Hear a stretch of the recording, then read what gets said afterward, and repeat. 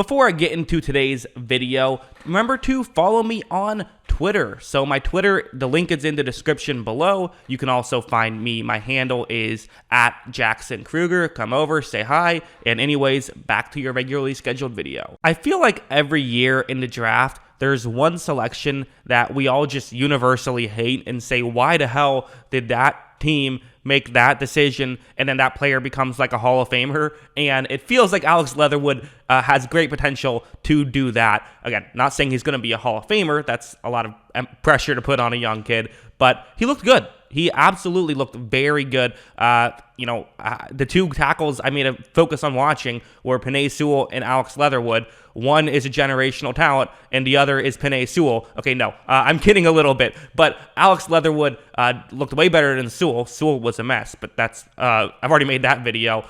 Leatherwood looked really good. So let's get into the film and let's talk about why I'm so just incredibly impressed with his game. I mean, it's one of the most pleasant surprises out of any of these rookies so far for me. And I didn't hate Leatherwood. I thought it was a bit of a reach, but I didn't hate the prospect. So this is a definitely a pleasant surprise for him to come out looking so strong in admittedly a small sample size. So right here, we'll start off with this play. So the way this is going to work is I've circled Leatherwood in black. He's number 70, the right tackle.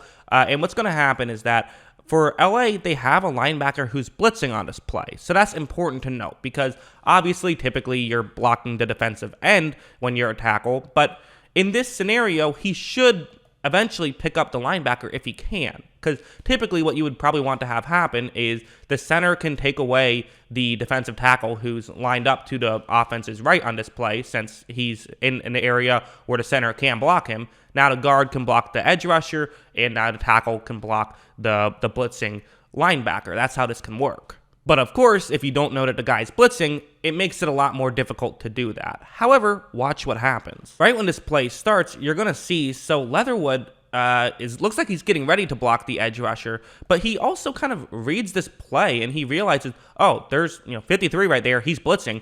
I need to make sure I block him. So watch him then, allow the guard to block the other player. He then goes to pick up the edge guy, which is really good. I mean, that's just a great play from a rookie to read that stuff. That's not easy to pick up. That's not easy to read. Well, Leatherwood did an incredible job at making that read and potentially getting over to block 53. Again, didn't matter. Ball was thrown quickly, so it's all a moot point. But it just goes to show, I mean, we're looking to see how good guys are.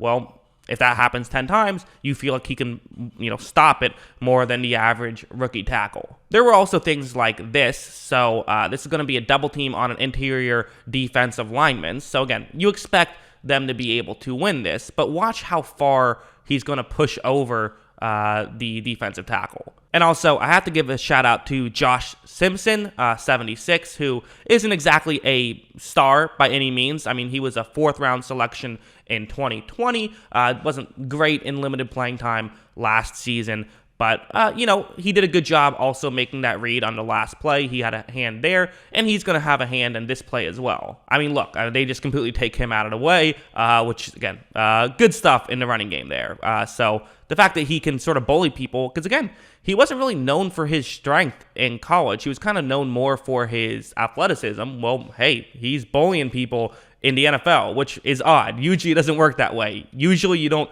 become more of a bully once you get to the NFL, but that's kind of been the case with Leatherwood. And you have something like this.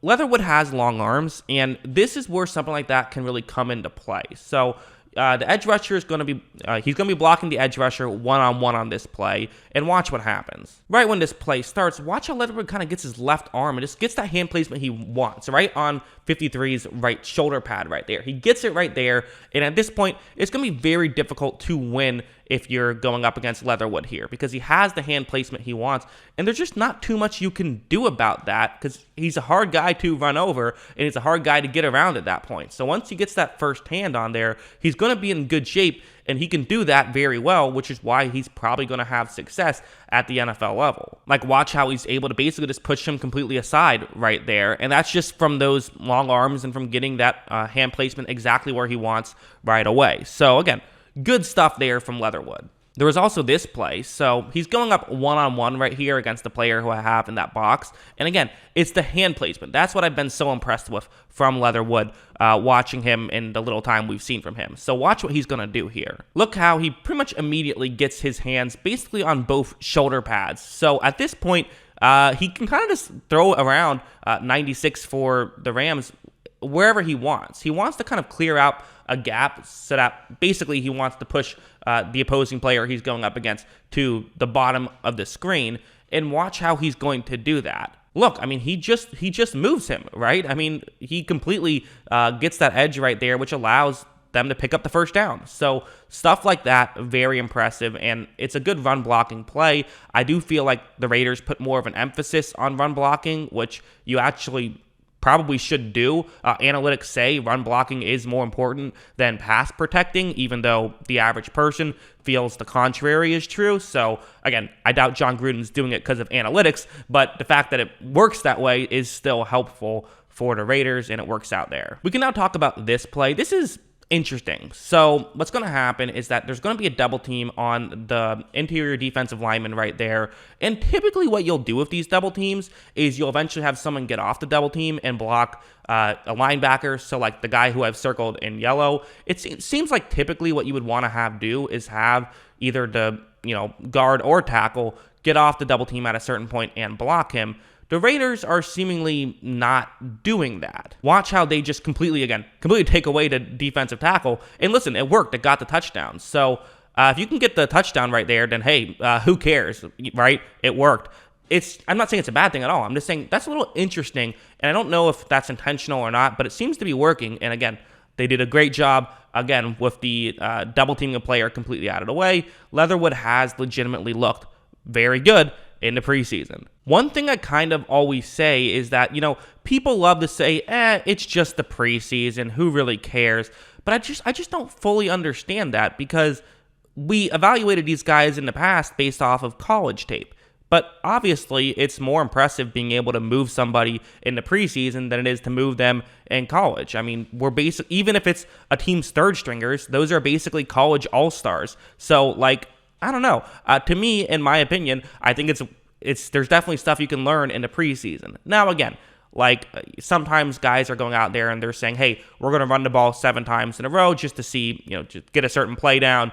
And because of that, guys, get used to it, and it doesn't work as well the 5th or 6th time. So in that regard, it can make you look worse or better than it would.